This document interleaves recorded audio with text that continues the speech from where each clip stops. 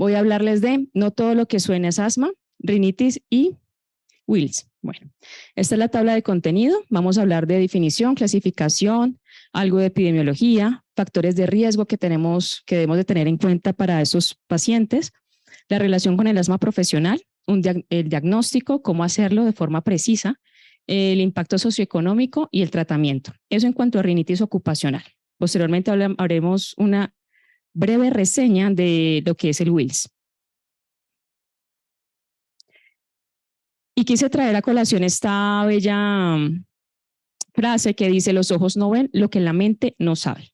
Y es así como si no tenemos en mente que existe la posibilidad de una rinitis ocupacional, nunca podremos llegar a diagnosticarla. Empecemos. Definición y clasificación.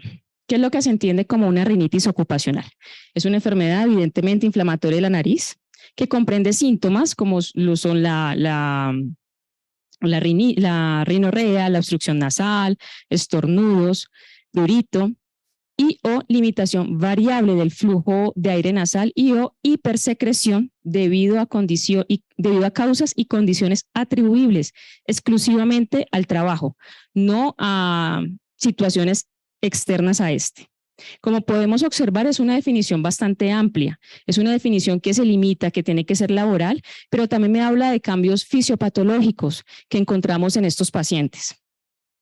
Esta definición fue hecha por Moscato en el 2008 y cuando empecé a revisar la bibliografía, no sé, es que del 2008 ya hace más de 10 años, pero es la misma definición que hasta ahora siguen utilizando.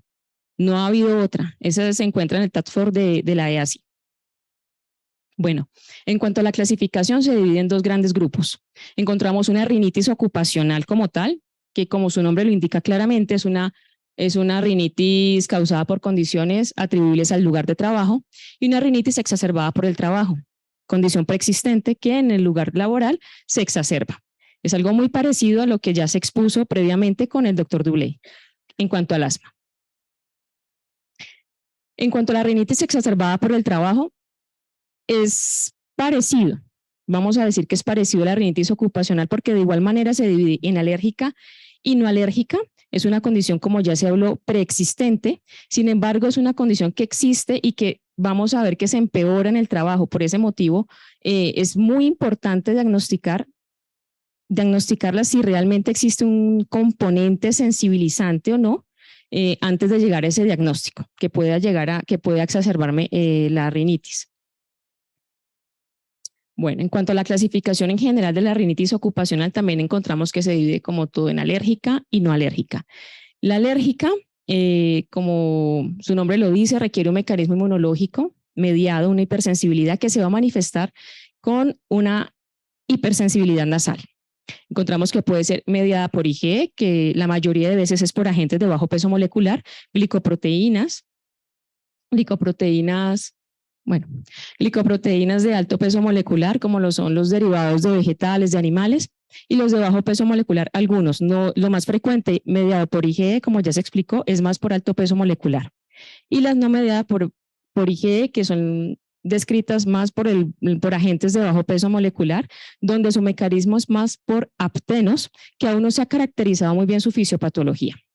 La no alérgica se debe más a condiciones de irritantes, no existe un mecanismo de hipersensibilidad descrito y es inducida por altos niveles de irritantes, muchas veces es independiente de la concentración. Y la rinitis ocupacional corrosiva, que es una forma de nombrar a una rinitis ocupacional inducida por irritantes, pero de una forma mucho más grave. Son esos pacientes que mantienen una irritación nasal constante, son esos pacientes que llegan ya con una obstrucción, una perforación del tabique, con síntomas realmente marcados e importantes. Bueno, en cuanto a la epidemiología ha sido muy difícil de llegar a esa prevalencia exacta, a saber cuán afectados están estos pacientes. ¿Por qué? Porque la mayoría de veces el paciente no informa, no va, no busca, no dice, mire, es que me pasa esto. No, simplemente renuncian o no soportan más, salen del trabajo por también por una baja productividad, que es como una consecuencia de esta enfermedad. Entonces, la prevalencia e incidencia es poco estudiada en la población general. Algunos estudios transversales han podido determinar que los agentes de alto peso molecular hay una prevalencia mayor por estos agentes, ¿no? Del 2 al 87% con respecto a los agentes de bajo peso molecular, que es de 3 al 48%. Los datos disponibles indican que la rinitis ocupacional precede al asma ocupacional de 2 a 4 veces. Entonces, es muy importante poner atención a esos pacientes que empiezan con esta clínica, con la nariz, porque luego vamos a ver que son pacientes probablemente terminen con un asma ocupacional. Aquí encontramos en esta tabla los trabajadores como las profesiones más prevalentes, ¿no? Trabajadores de animales de laboratorio, lo que ya habíamos hablado previamente, los panaderos, también encontramos los trabajadores de la alimentación, verduras, especias, trabajadores de madera y sin embargo, como podemos darnos cuenta, eso puede variar de país a país. Esto depende prácticamente de las labores que se realicen. Y aún yo pienso que por zonas del país también puede variar y ser más prevalentes una profesión que otra. En cuanto a los factores de riesgo, bueno, hay 4 factores de riesgo importantes descritos. El primero, la exposición, la atopia y el tabaquismo son factores que ya se han descrito como que predisponen a que los pacientes tengan síntomas nasales. En cuanto a la exposición, se ha comprobado que el gradiente dosis-respuesta entre el nivel de exposición y la sensibilización mediada por IgE para varios agentes de alto peso molecular son como los más descritos, que es un factor de riesgo. La atopia, ya lo describió y ya lo comentó el profesor Dublé, es un riesgo importante para estos pacientes, principalmente para los agentes de alto peso molecular, y recientemente se ha dicho que para el anhídrido trimelítico como agente de bajo peso molecular también podría ser un factor de riesgo. El tabaquismo sigue siendo controvertido. Algunos estudios dicen que sí, que efectivamente podría ser un factor de riesgo para desarrollar síntomas nasales, pero otros estudios no lo describen muy bien. Sin embargo, es algo que yo pienso que debemos de tener en cuenta si este paciente fuma o no. Y la hiperreactividad bronquial no específica, cierta evidencia de estudios de cohorte dice que podría estar asociada con un mayor riesgo de síntomas nasales relacionados con el trabajo. Vamos a hablar un poco de la relación con el asma ocupacional. Bueno, la gran mayoría de pacientes, cerca del 92% de estos presentan que son diagnosticados de asma, el 92% ya tenían clínica de rinitis ocupacional. Por lo tanto, sí que tiene una relación importante y que algunos estudios dicen que sí que precede al asma profesional. Encontramos que los síntomas son mucho más marcados con las proteínas los agentes de alto peso molecular y que el 20 al 78% efectivamente los pacientes tienen también, son precedidos antes de presentar el asma, sí que tienen síntomas nasales. Y hay un estudio que se realizó, creo que ya lo trajo a colación el doctor Dublé en Finlandia, con 287 pacientes. Ellos eran aprendices de panadería y se encontraron que había un periodo de latencia, que primero, antes de cumplir el año, estos pacientes desarrollaban rinitis y después el asma se desarrolló entre el año más o menos 5 meses, con lo cual, pues, hay muchos datos apoyan de que la rinitis ocupacional precede al asma. Malo y el grupo de Ramat, ellos trabajan bastante con asma con patología ocupacional y ellos hicieron una revisión sistemática de la literatura en inglés que relacionan estos dos datos. Ellos querían saber si realmente había una asociación o progresión. A pesar de que encontraron tantas citas bibliográficas, solamente 9 citas de 15 estudios relevantes encontraron asociaciones clínicamente significativas entre estas dos patologías. ¿Por qué? Porque lastimosamente no se hicieron los datos de forma individualizada, no se tabularon de forma individualizada y no se pudieron concluir más, a pesar de que eran estudios buenos, pero no había esa individualización de los pacientes si realmente hacían esa rinitis, si hacía esa progresión o era simplemente una asociación. Entonces, faltan más estudios para ver si se sabe, si es claro que precede, pero es la progresión hacia el asma, la progresión de la enfermedad respiratoria ocupacional, a pesar de que, bueno, pienso que muchos datos dicen que sí, pero aún falta más evidencia. En cuanto al diagnóstico, y aquí es donde yo quiero hacer hincapié, hay 3 principios básicos en cuanto al diagnóstico. Lo primero son síntomas relacionados con el trabajo. Es muy importante en cuanto a, es muy importante los síntomas cuando hablamos al paciente, en cuanto a la historia clínica que ahorita voy a enfocar y voy a hacer una apreciación acerca del tema. También la severidad, qué tanto afecta su vida diaria, es una rinitis moderada persistente, moderada severa, ligera, y evaluar la presencia de asma y o conjuntivitis, aunque se encuentran muchas más comorbilidades asociadas a la rinitis ocupacional. Ahora, mostrar relación. ¿Qué es lo primero que tenemos que encontrar?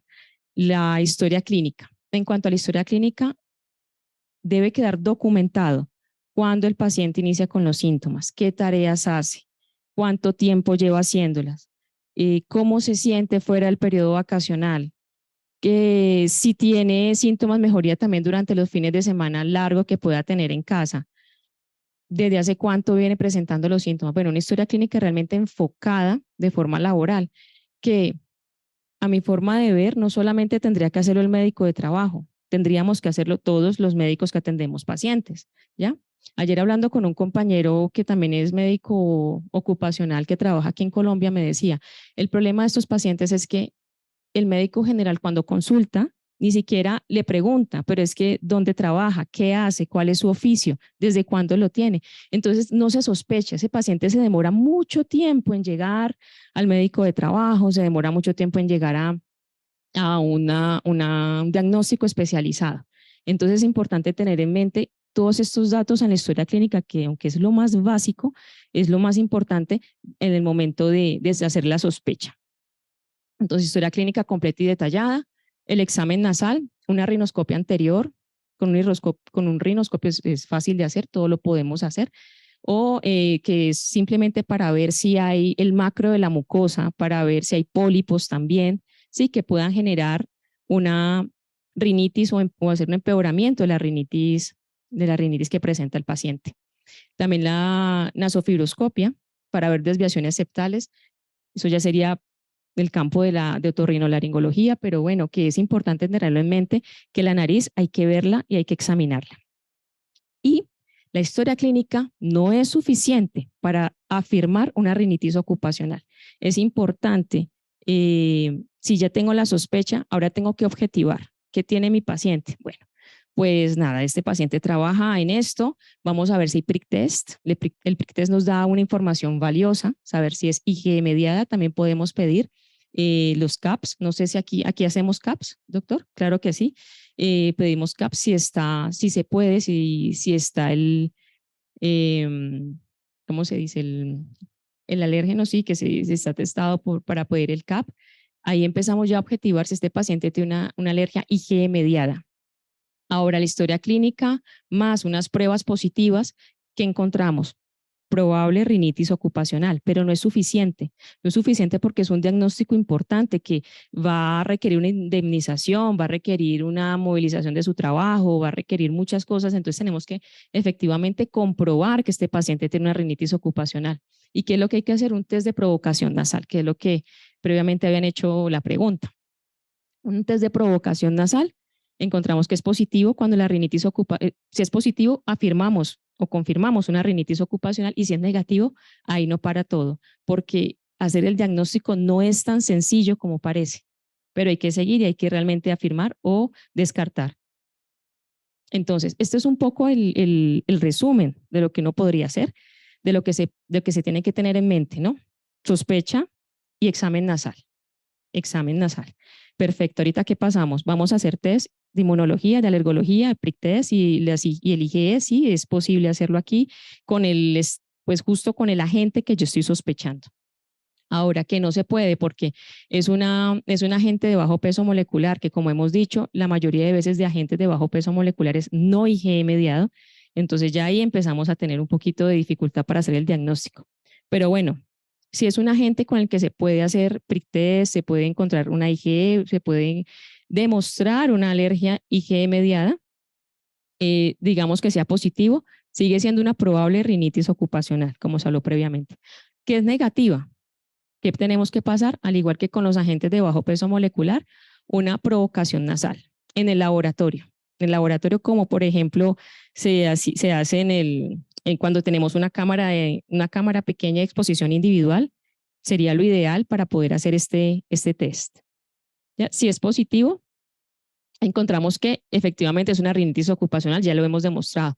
Cuando es negativo o no es fácil de hacer porque no existe un laboratorio, no tenemos las herramientas adecuadas para hacer lo que nos toca hacer, pues hacer pruebas en el lugar de trabajo, ¿ya?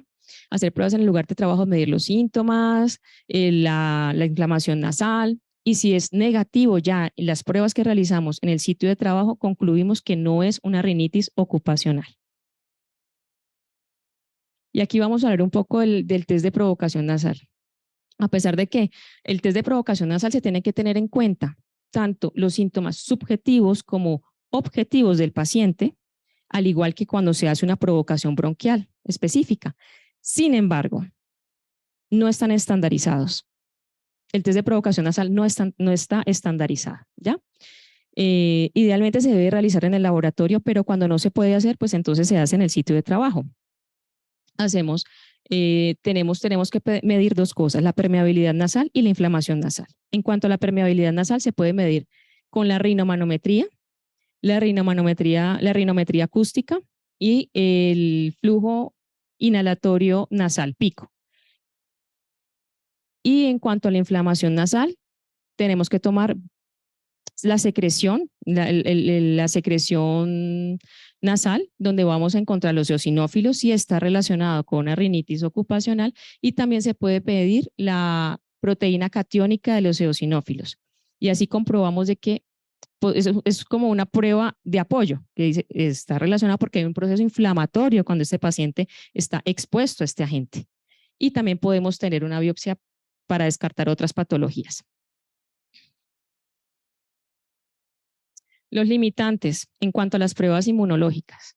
Faltan extractos estandarizados, no existe para todos, es muy difícil hacer prick test porque en muchas ocasiones no tenemos los extractos o la inmunoglobulina E pasa exactamente lo mismo, no está estandarizado, no contamos con los extractos adecuados.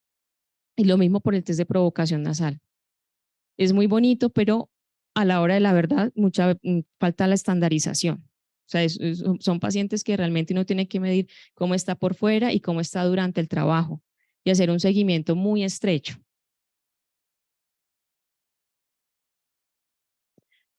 Bueno, hablaremos un poco en cuanto al impacto socioeconómico. Como hablamos previamente, no hay datos claros en cuanto a la rinitis ocupacional como tal. Se hacen los datos extrapolados de lo que es el impacto socioeconómico de la rinitis alérgica en general.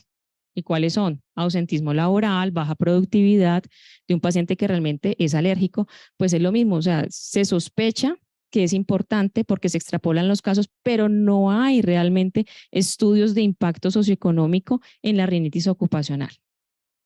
Afecta la calidad de vida porque está asociada a comorbilidades, son pacientes que presentan sinusitis crónica, problemas de la trompa de Eustaquio, cefaleas crónicas, problemas de sueño, y que se sienten realmente mal cuando es una enfermedad que no está previamente tratada o diagnosticada a tiempo. El aspecto médico-legal, obviamente, que puede generar una discapacidad permanente para el trabajo causante de esta enfermedad. La diferencia entre tener una rinitis alérgica, que prácticamente es lo mismo, si uno lo ve a grandes rasgos, es lo mismo, pero hay una diferencia grande en cuanto al aspecto médico legal, porque puede recibir una indemnización este paciente, puede ser tratado en su parte laboral de forma distinta, puede ser reubicado, y a diferencia de una rinitis alérgica general, no ocupacional.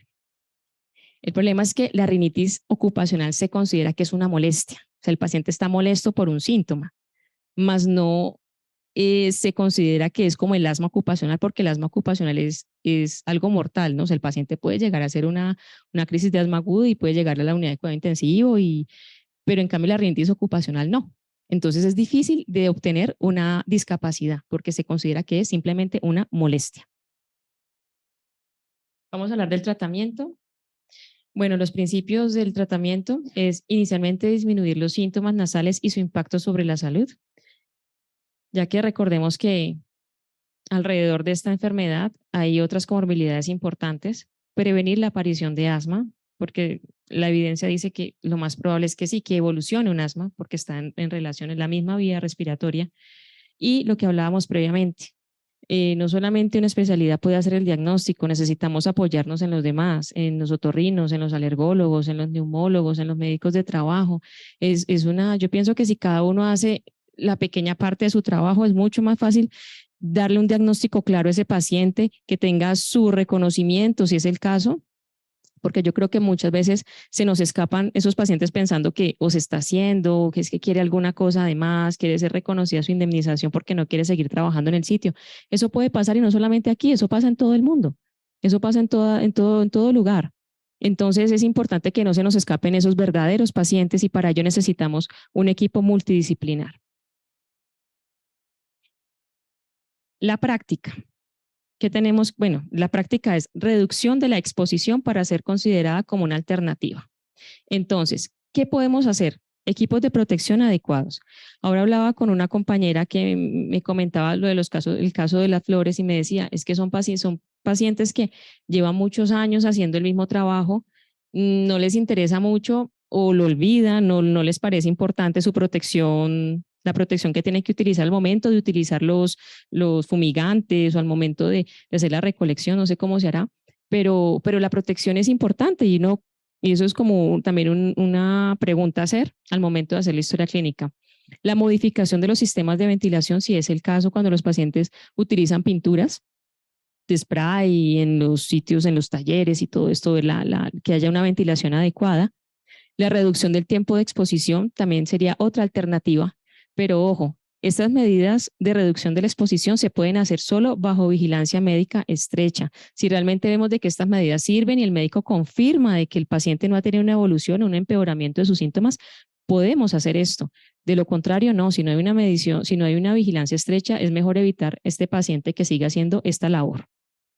Y la otra opción es reubicación del trabajador para evitar la exposición. ¿Por qué? Aquí tenemos una cosa que se llama efecto del trabajador sano. Es el típico paciente, presenta síntomas, no hay una reubicación, tampoco se queja, abandona el trabajo, entonces creemos de que el paciente se fue porque no sé, tuvo otra oferta laboral mejor o quiso cambiar de trabajo.